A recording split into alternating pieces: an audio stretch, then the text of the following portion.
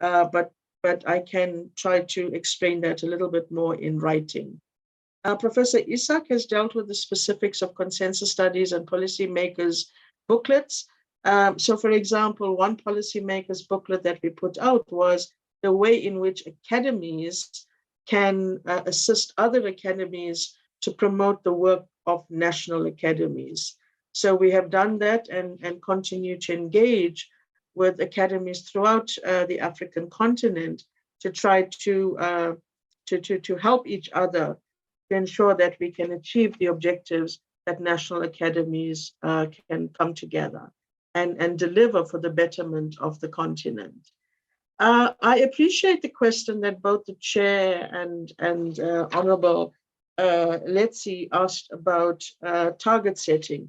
And I think Professor Ishak has kind of contextualized that we've been working on APPs in an area where the external environment has not been clear.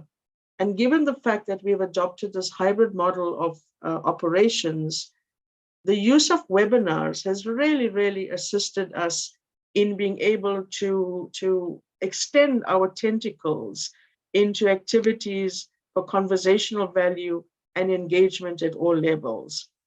We are transitioning into more face-to-face activities, and given the cost that these have, we will probably see the adjustment.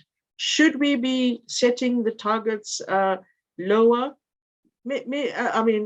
Adjusting in terms of the history from the last 2 years, we will consider that by the time we get to revising the APP early next year, so that we would have had insights from which to deal with it. Regarding the Act and legislative work, the last revision was approved in 2020. And I think the soundbite that comes through is particularly targeted towards our transformation activities in terms of the number of females and Black members of the Academy.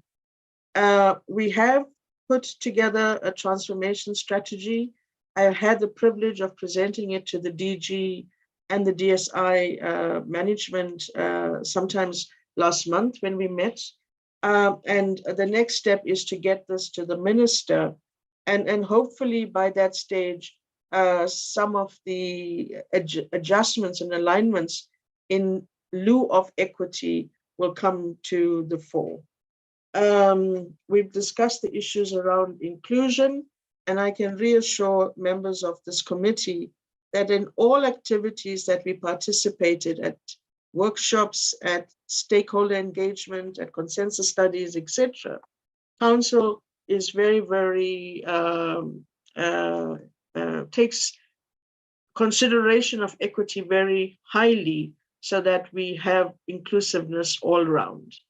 I would now like to ask my financial manager, Mr. Morakeng, to speak about the issues that Honorable Member Letzi asked concerning issues related to members, the membership fees, the clause 7.3 with respect to lapses of fees, etc.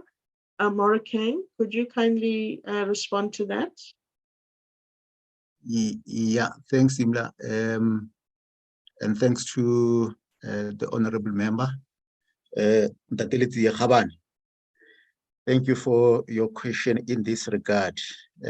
Indeed, the ASSAf Act does talk about the membership fees of ASSAf, and what you have stated, it's 100% correct. It is what it is. It should be that way.